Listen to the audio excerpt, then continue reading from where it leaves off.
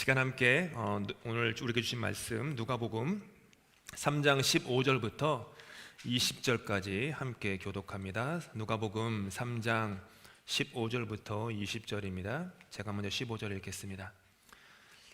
백성들이 바라고 기다림으로 모든 사람들이 요한을 혹 그리스도신가 심중에 생각하니 요한이 모든 사람에게 대답하여 이르되 나는 물론 너희에게 세례를 베풀거니와 나보다 능력이 많으시니가 오시나니 나는 그의 신발끈을 풀기도 감당하지 못하겠노라. 그는 성령과 불로 너에게 세례를 베푸실 것이요 손에 키를 들고 자기의 타작마당을 정하게 하사 알곡은 모아 곡간에 들이고 쭉정이는 꺼지지 않는 불에 태우시리라. 또 그 밖에 여러 가지로 인하여 백성에게 좋은 소식을 전하였으나 분봉왕 헤롯은 그의 동생의 아내 헤로디아의 일과 또 자기가 행한 모든 악한 일로 말미암아 요한에게 책망을 받고 그 위에 한 가지 악을 더하여 요한을 옥에 가두니라. 아멘.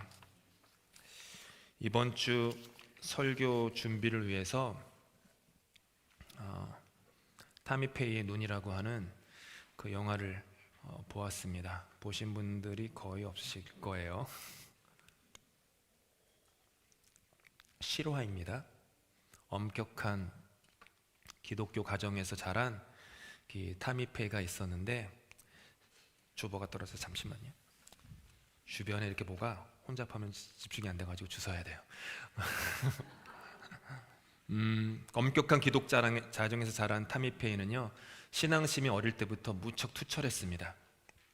결국 그녀는 미국의 신학교에 진학을 했고 그곳에서 같이 신학을 공부하던 짐 베이커라는 사람을 만나서 결혼을 하게 됩니다. 그들은 무엇을 할까 고민하다가 우리가 순회 전도사가 돼야겠다. 이렇게 돌아다니면서 이렇게 전도 사역을 하는 빌리 그레함 같은 그런 전도사가 돼야겠다라고 결심을 하죠. 타미페이는 춤과 노래에 탁월한 재능을 가졌습니다. 그래서 고안해낸 게 인형극을 해가지고 전도를 해야겠다. 인형극을 하게 되면은 어린이들이 올 것이고 어린이가 오게 되면 반드시 부모가 따라와야 되니까 이것이 굉장히 좋은 전도의 도구가 되겠다. 해서 다니면서 인형극 전도를 했어요. 유명한 한 기독 방송국 PD의 눈에 들어가지고 기독교 방송국에서 인형극을 시작을 하게 됩니다. 그러면서 그게 점점점 사역이 커져가지고 성인 사역에까지 이제 발을 넓히게 되죠. 그래서 인기와 명성을 움켜쥐게 됩니다. 인기와 명성은 하면서 그 명성은 더욱더 커져갔습니다. 인기와 명성이 커질수록 그들의 삶은 점차 호사스러워졌습니다. 대저택을 구입하고 롤스로이스를 몰면서 집에는 에어컨이 마련된 강아지 집을 들입니다. 에어컨이 있는 강아지 집 한 번도 생각해보지 않았는데 괜찮은 것 같아요. 에어컨이 있는 강아지 집.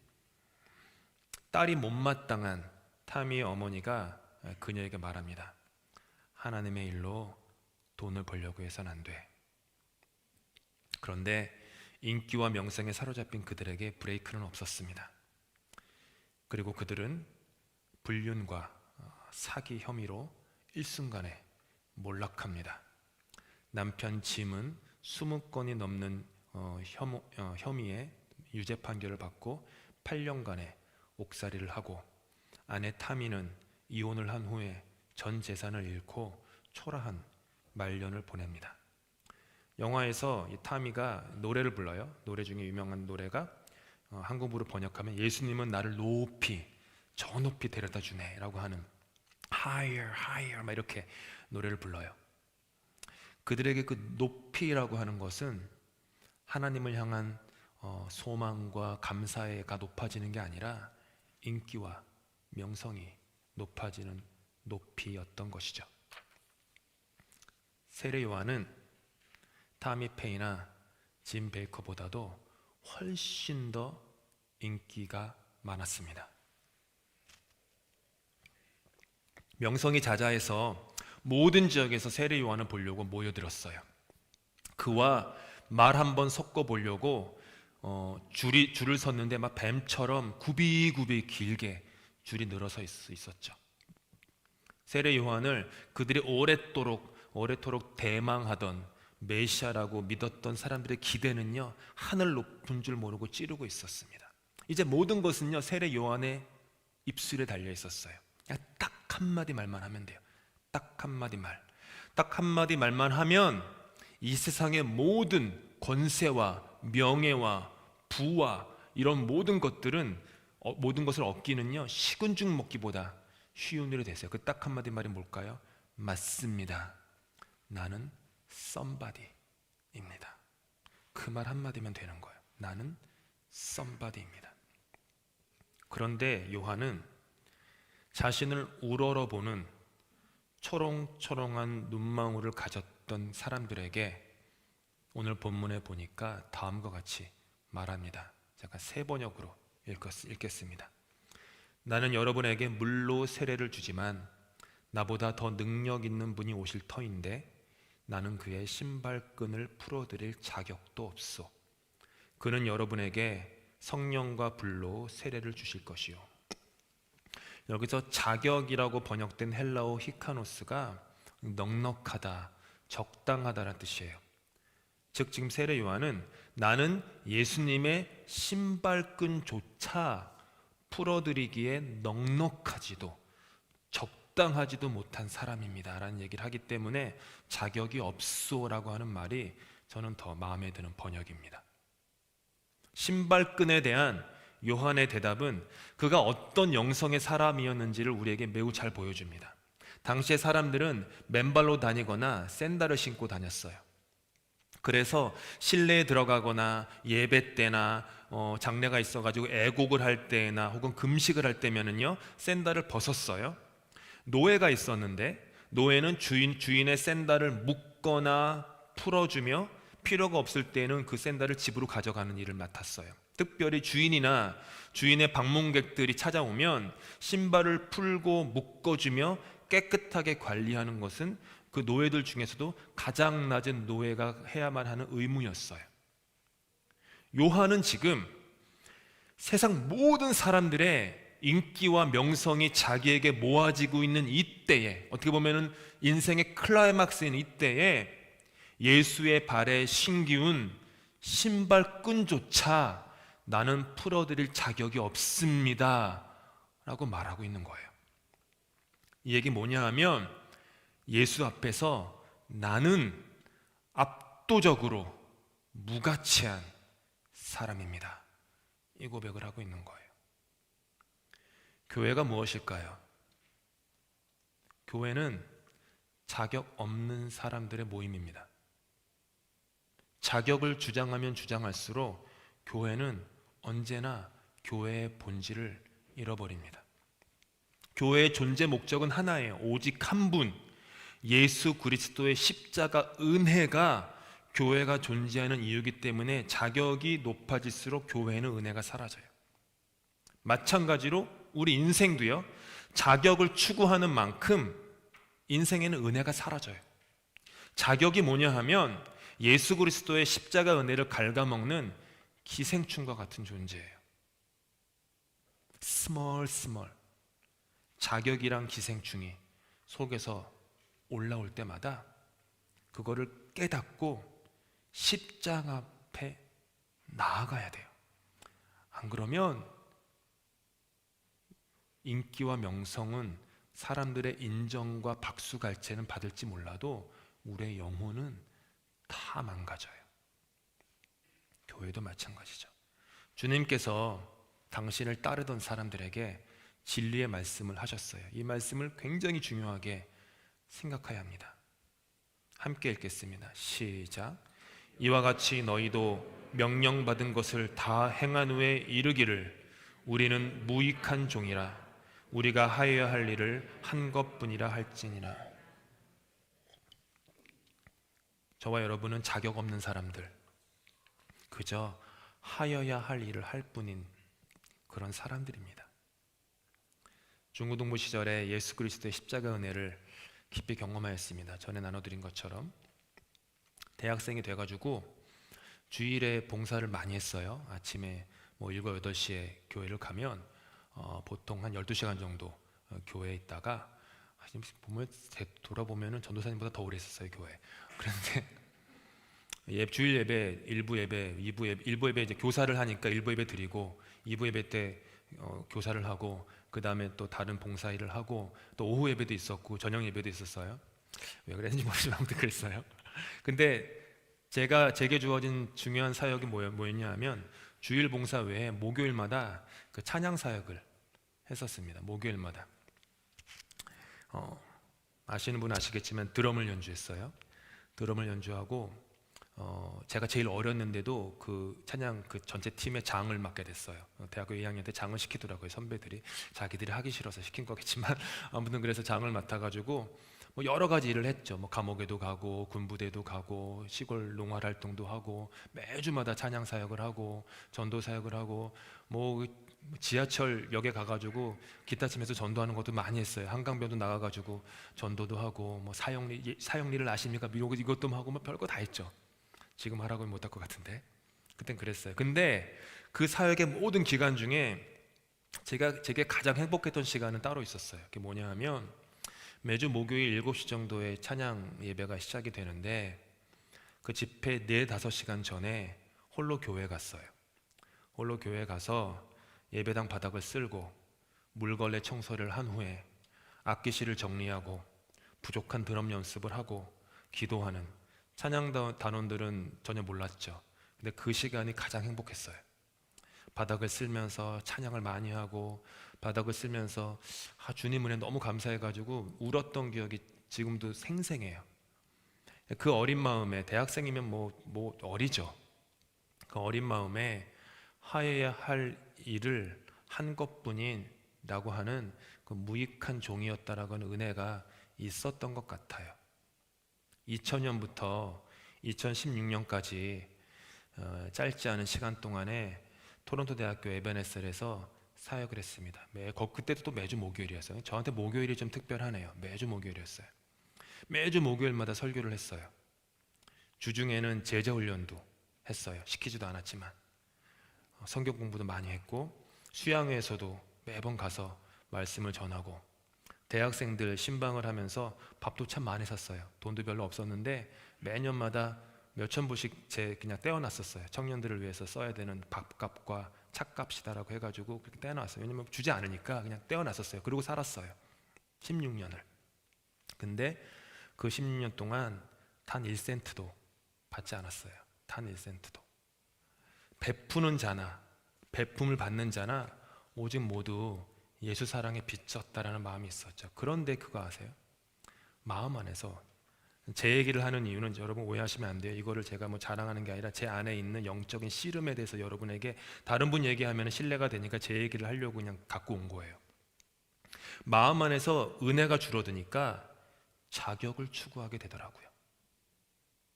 내가 무익한 종이라는 것을 1초라도 망각하게 되면 찬양 팀원들이 왜 나의 수고와 섬김을 알아주지 않나? 라고 하는 서운함이 올라오더라고요. 내가 남들보다 더 헌신한다는 특권의식이나 자기의가 올라올 때가 있더라고요. 에베네셀에서 오직 말씀과 사랑으로 섬겼어도 청년들이 알아봐 주기를 바라는 은혜를 좀먹는 기생충 같은 마음들이 스멀스멀 올라오기도 하더라고요. 내 안에 자족이 아닌 자격, 글자 하나 차이인데 굉장히 큰 차이예요. 자족이 아닌 자격의 마음이 올라오면 그래요. 그것이 제 영혼의 크나큰 고생이었어요. 제가 뜻하진 않았지만 의도하지도 않았지만 오늘이 제 생일입니다. 많은 분들이 아셨더라고요. 제가 물어보셔가지고 교회에 부담이 될까봐 얘기 안 했는데 아마 전에 이력서 낸 거랑 등등 페이스북을 지웠어야 되는데 페이스북을 보셨는지 오늘이 제 생일이에요. 한번 여러분 생각해 보세요. 누구나 생일이 있어요. 생일은 자격이 아닌 은혜에 대한 날이에요. 우리 중에 어느 누구도 자기의 생일을 얻은 사람이 없어요. 은혜로 받은 것이 생일이에요. 조금 머리가 큰 다음에 은혜를 깨닫고 나니까 뭐 부끄러운 얘기지만 제 생일 때마다 어머니 아버지께 선물을 해드렸어요. 왜냐하면 생일 때에는 내가 선물을 받는 날이 아니라 나를 위해 고생하신 엄마 아빠가 받아야 되지, 그 생각이 들더라고요, 대학생 때. 그래서 아무리 생각해도 생일 때 내가 왜 선물을 받는 게 이해가 안 되는 거예요. 대학교 때 왜 내가 받지? 내가 뭐 기억도 안 나는데, 고생한 기억도 안 나는데. 그래가지고 뭐 돈도 없었지만 뭐 책이라도 혹은 뭐 카드라도 해가지고 엄마 아빠, 어제도 새벽에 어머니가 문자 보내시더라고요.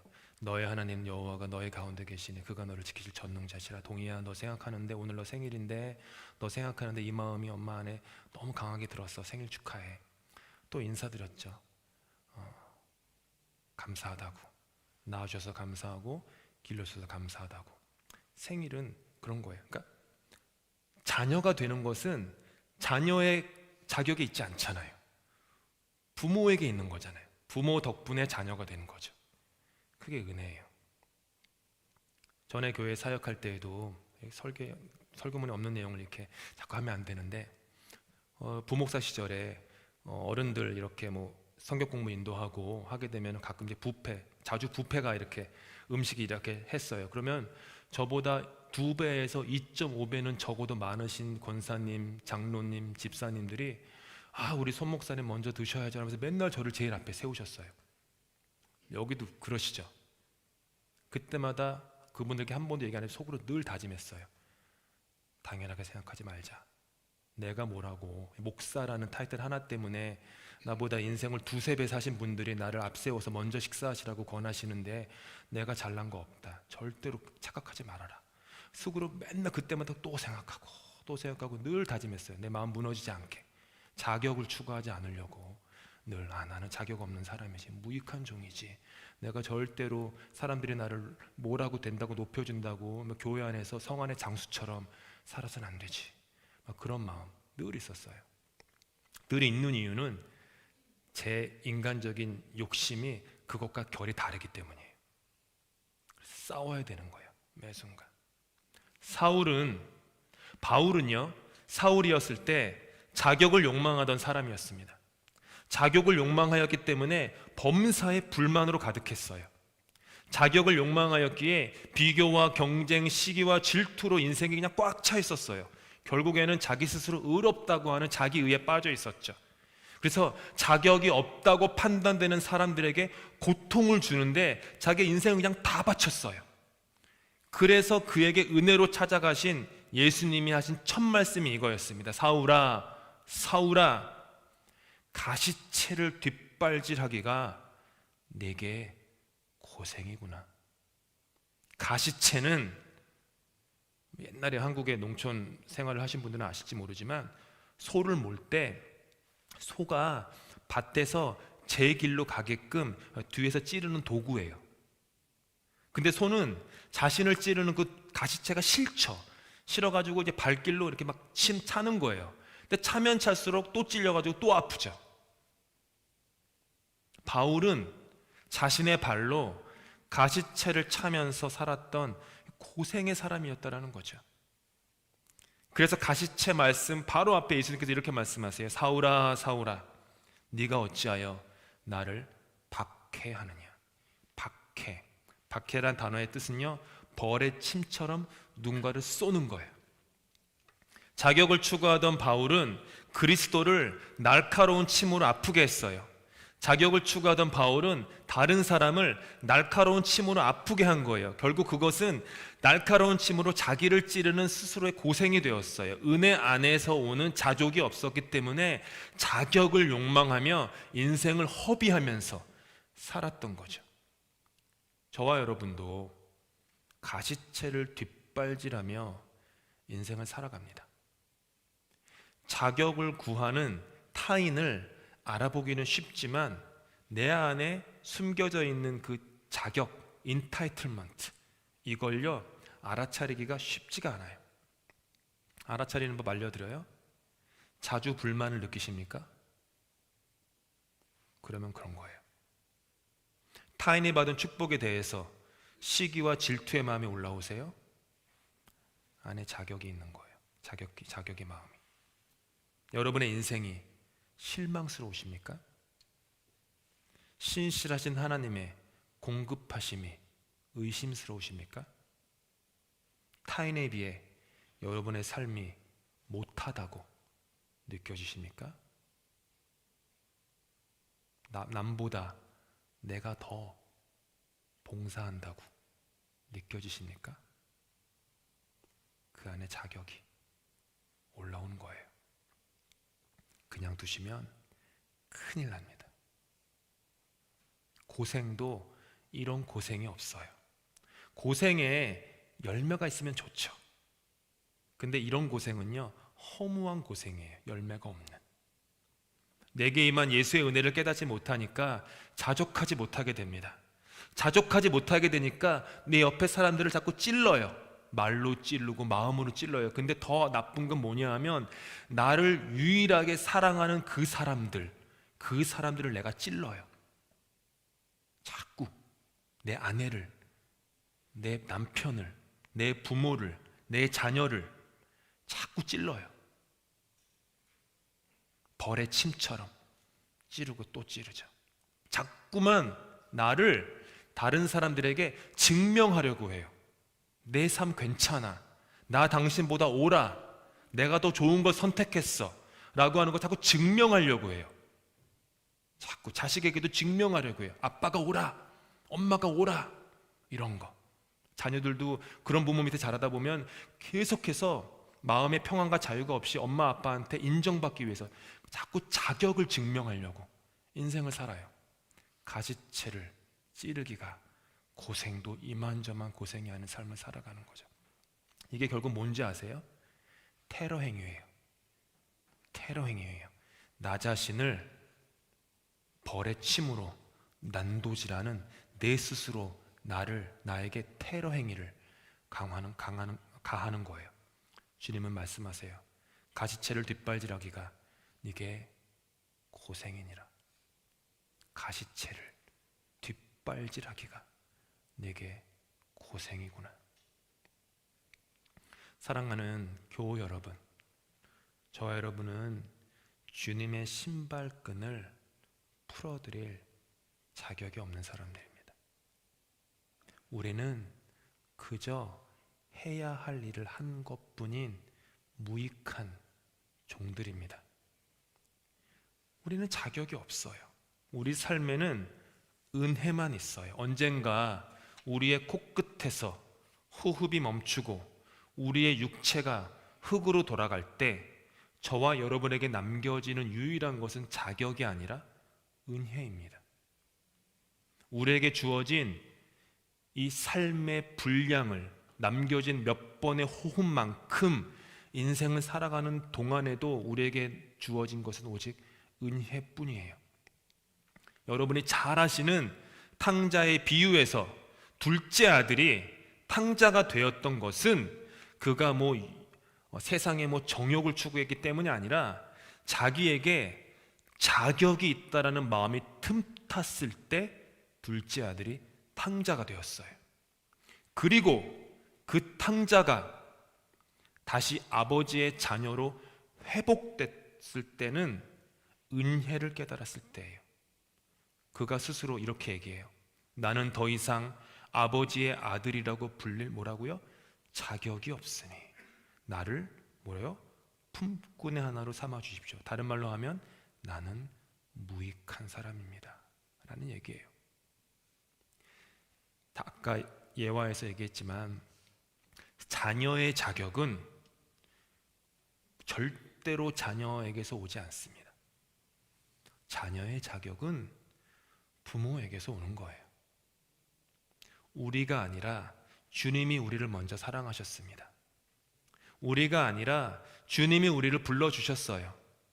우리가 주님을 붙잡고 있는 것이 아니라 주님이 당신의 강한 오른팔로 우리를 붙잡고 계시는 거예요. 우리가 주님을 위해서 죽은 것이 아니라 주님이 우리를 위해서 죽으셨어요. 그리고 자녀라 불릴 만한 자격이 조금도 없는 우리를 향해서 주님이 너는 내 딸이다, 너는 내 아들이다 라고 하시면서 자녀 삼아 주셨어요. 저와 여러분에게는요, 일말의 터럭만큼의 자격도 없습니다. 오직 은혜, 오직 은혜, 오직 은혜. 우리의 삶에는, 이 교회는 오직 은혜만 있을 뿐입니다. 말씀을 마치면서 저는 이 교회가 하나님께 간절히 구하는 것은 자격 있는 사람들의 모임이 아니라 자격 없는 하지만 자족하는 사람들의 모임이기를 정말 간절히 원해요. 주님 앞에 나는 유익한 종입니다라고 말하는 자기 의에 빠지지 않고 나는 무익한 종입니다 라고 고백하는 그 고백들이 많아지면 좋겠어요. 우리 어린이들도 영어권도 계속해서 많이 섬기면 섬길수록, 많이 드리면 드릴수록 혹시라도 나는 유익합니다라는 착각에 빠지지 않고 주님, 나는 무익한 종입니다. 그냥 저는 하여야 할 것을 했을 뿐입니다. 하여야 할 것 했는데 칭찬이 무슨 필요합니까? 내가 해야 될 것을 한 건데 무슨 칭찬, 인기, 명성, 박수, 사람들의 레코그니션이 뭐가 필요합니까? 그냥 무익한 종이죠. 우리 모두는 주님의 신발끈을 풀기도 감당할 수 없는 사람들입니다. 하늘을 두루마리 삼고 바다를 먹물 삼아도 저와 여러분에게 임한 주님의 은혜를 다 적을 수 없습니다. 찬송가 고백처럼 밤낮 불러서 찬송을 불러도 늘 아쉬움밖에 남지 않는 것이 우리를 향하신 주님의 은혜입니다.